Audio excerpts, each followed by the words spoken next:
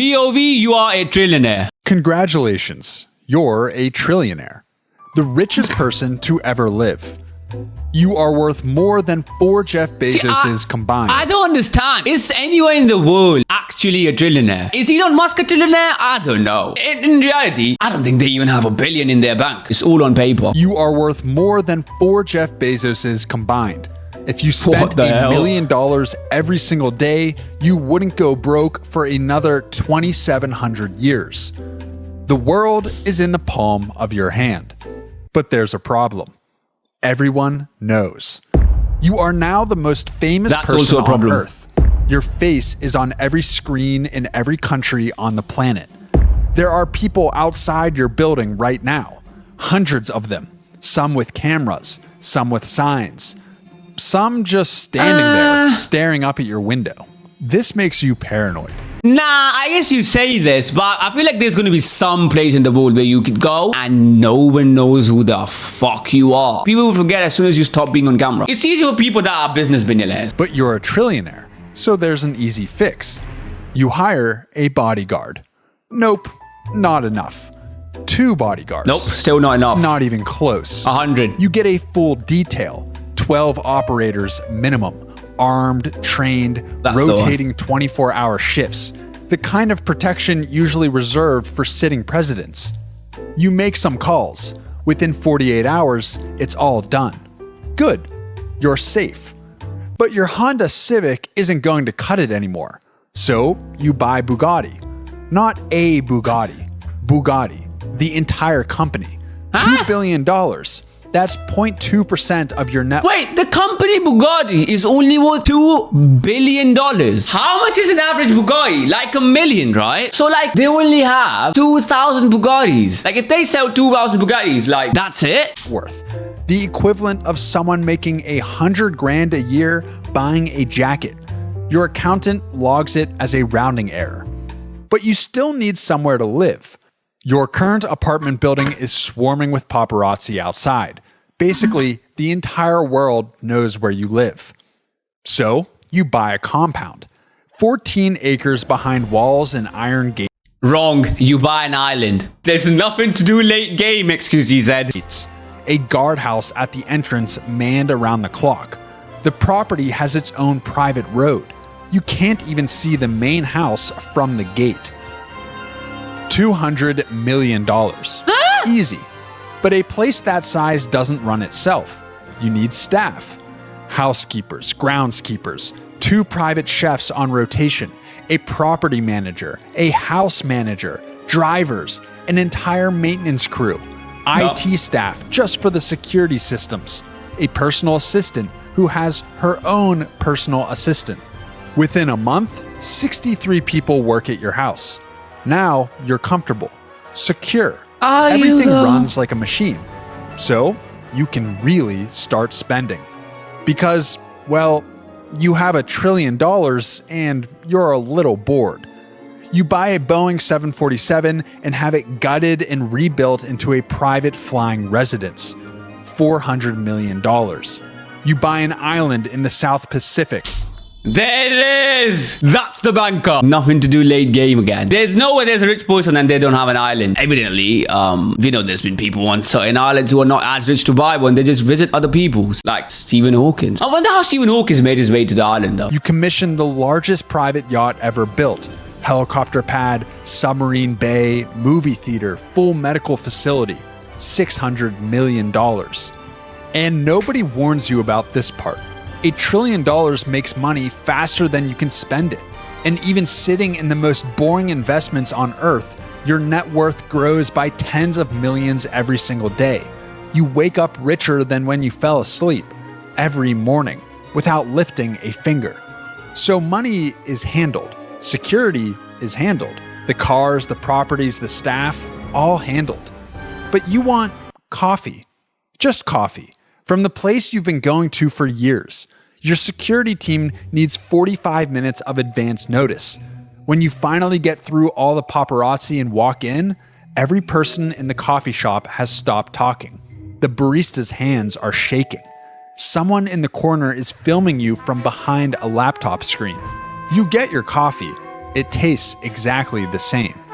But everything around is different. Yeah, So you can't be a normal you person stop anymore. going there. You don't want to be a nuisance. But there's good you can do with this money. Real Exactly, good. I was going to say, if you really feel like you cannot spend the money, why would you not just spend it into helping the world or like making your own country? I personally wouldn't, though, if you ask me. I don't believe in charity in any way. So you write a check for $500 million to disaster relief. The media covers it for about half a news cycle. Because relative to what you have, $500 million is what you earn in a slow week. People are grateful for about a day. Then they want more. They always want more. Yeah, but that's it's not the problem. strangers that get to you. It's the people you already know. Your phone rings constantly, but none of the calls are from friends anymore. They're from lawyers, wealth managers, heads of state, charity directors. Everyone wants a meeting. Everyone wants your name on their thing, your signature on their check. The friends from before start to disappear. Some just stop calling. The ones who still do sound different, careful, measured, like they're weighing each word before it leaves their mouth. You invite your college roommate to the compound for a weekend. He says yes before you finish asking. When he gets there, he compliments everything: the house, the grounds, the wine, the guest room. He agrees with everything you say for 2 straight days. He laughs at jokes that aren't funny, and he never pushes back on a single thing. I feel like if you have a friend like that, that person was never your friend. That's going to be good life advice, by the way. Actual friends would treat you like shit, regardless if you're up or down. Argue with you about everything: movies, politics, where to eat. That was the whole friendship. But that friendship is about to be the least of your worries, because then the lawsuits start. Not one lawsuit, not 2, 17 in the first 6 months. An old business partner claims you shorted him on a deal from 9 years ago. A woman in Arizona says you verbally promised her $10 million at a fundraiser in 2019. You have never been to Arizona. Most of it is garbage. Your legal team tells you that. They say the word frivolous so often it stops sounding like a word. But each one costs 6 figures to fight. Each one puts your name in a headline. Each one requires a deposition or a filing or a statement or some kind of settlement. Your lawyers tell you to get used to it. When you have $1 trillion, people will try to take it from you using every tool that happens with millionaires as well. The legal system is a tool, and you are the deepest pocket on earth. You settle 3 of the cases, not because they have merit, because fighting them in public costs more than writing the check. $1 million here, $2 million there. They're just rounding errors. But every settlement gets reported, and every report invites 5 more lawsuits. Your legal budget for the year crosses $40 million. You have an entire floor of a law firm working exclusively on your cases. You have never met most of the lawyers. They send you summaries, weekly, pages and pages of people who want your money and are willing to lie in a courtroom to get it. But daily life goes on, or something that looks like it. And then it happens. You meet her. She's sharp, funny in a way that catches you off guard. I think it's going to be difficult to meet women with that money. You see her again, that much and money. Again. 3 weeks in, it starts to feel like something real. Then you notice things. She mentions your island in a conversation you never had with her. Gold digger! Told you. I just said, what did I just say? It's not going to be possible. That's why you do these things before you get rich. She knows your pilot's first name. She knows which car you prefer for the city. Small things. Things that mean she looked you up before you ever met. Which, of course, she did. Everyone does. But now there's a question sitting behind every moment with her. Does she like you, or does she like this? The compound, the jet, the access to a life she'd never touch otherwise. And once that question gets in your head, it stays. You watch her differently. So you stop calling. Then she texts you twice. And then she stops. But the story doesn't end there. 2 weeks later, a tabloid runs a piece. Inside the Trillionaire's secret romance. Photos of you at the restaurant. photos of her leaving your compound, a quote from a source close to the couple. You didn't sell it. She didn't sell it. Someone at the restaurant did, a waiter or a valet, someone who saw you together and picked up the phone. Now her name is everywhere. Her face, her job, her apartment building. No. Strangers. Oh, you know what? Because I was going to say, no, it's not possible. Because people do have women and partners and people don't know about them. For example, KSI. As soon as I said it, I realized he's not a trillionaire, is he? Are sending her messages. Some are threatening. She had a life before you, a private, normal, anonymous life, and you erased it just by sitting across from her at dinner. Your PR team drafts a statement. Your lawyers send a cease and desist to the tabloid. None of it puts her name back in the box. You send her a message, an apology. She reads it. She doesn't respond. But the leaks keep coming, and the next one is worse. Somebody from your past sells a story to a magazine, a joke you made at a party in 2011 that, stripped of context and printed in a headline, makes you look like a different person. It's everywhere within 48 hours. People who have never met you now have an opinion about who you are based on something you said in a dorm room 15 years ago. Your crisis PR team goes into action. They tell you the same thing they always tell you. Don't respond. Responding makes it worse every time. So you sit This in is your like office crazy depressive, behind bro. your 7 screens and watch someone sell your old life for what your team estimates was about $250,000, $250,000. That's what your past is worth to someone who used to be your friend. You can't call them, you can't confront them, you can't even confirm you know who did it, because that becomes a story too. You just sit there. Your mother calls on a Sunday morning. She sounds the same as she always does. Asks if you're eating enough, tells you about a bird that keeps getting into her garden. For 10 minutes, your shoulders drop and your jaw unclenches and you almost forget what your life has become. Then she mentions your brother. He didn't ask her to call. He never would. But he's behind on the mortgage and his car needs work. And you have more money than some. Wait, broski, you had $1 trillion and you talk to your mother now after that many years or that happened? My first thing is to give the money to my family and friends. Fuck you mean your friends are poor and your brother's on a mortgage? What the hell? White people are bringing countries and he's family. You had no idea he was struggling. You sent him a few $1 million that afternoon. He doesn't call to say thank you.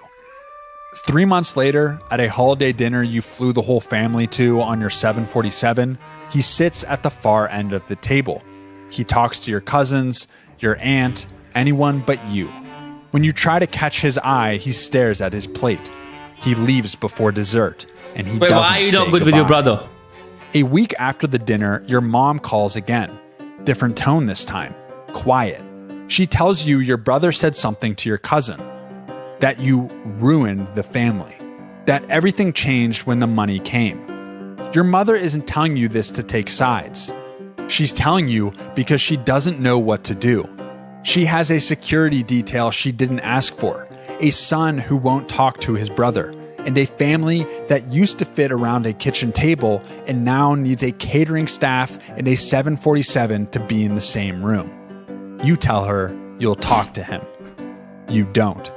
What would you say? You can't unsend the money. You can't undo the jet.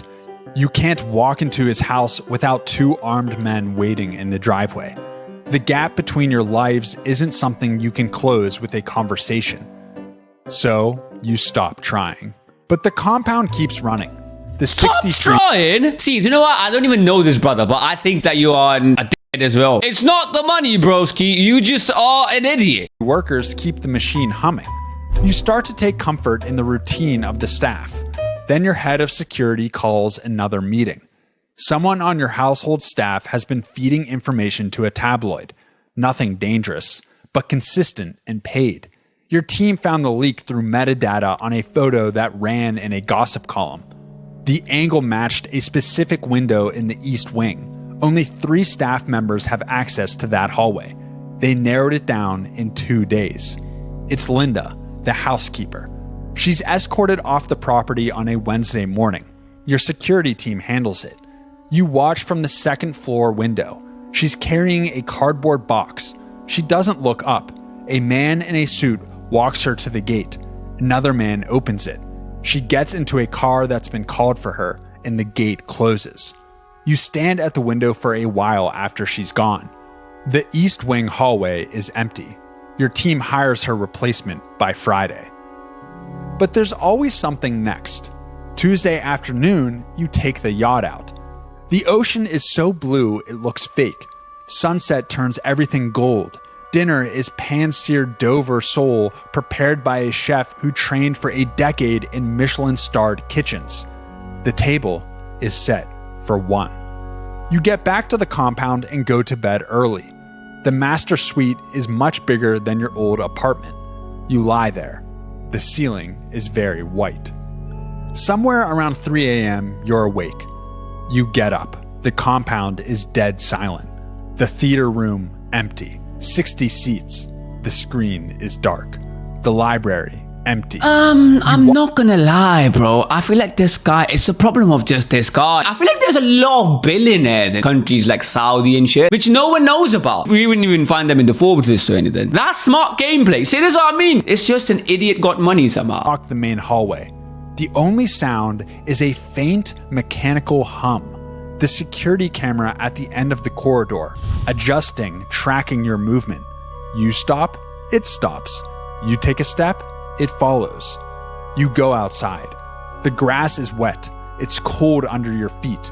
You walk to the middle of the lawn. The sky is the same sky you used to look at when you were broke.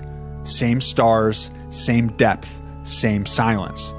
You used to lie on the roof deck of your old apartment building and stare at it for hours. The rent was late, and you didn't care. The stars haven't moved. Everything underneath them has. You stand on the lawn until the cold gets into your bones, and then you go inside. You go back to bed. After a week in Italy, you arrive back home. Wait, when the fuck was he in it? Some days he's depressed, and the other day he's fucking having fun in Italy. He doesn't know how to manage your emotions either. And also, why the fuck do you not have a therapist? Your assistant meets you on the tarmac. She asks how the trip was. Great, you tell her. Now, back to the compound, through the gate, past the guardhouse, past the pool you've used 3 times, past the tennis court you've never touched, past the wine cellar with bottles that cost more than most people's monthly rent, into your office where 7 screens display your portfolio, your companies, your calendar, and a news ticker that mentions your name twice in the first 30 seconds. You sit down. Outside, security does a shift change. New faces replace the old ones. The groundskeeper rides the mower across the lawn. Over 60 people work here. You are the only one who lives here. Hey, guess what? My initial plan was the best. Leave the country that you are living in and that you got rich in and just move to a different country where people don't know you.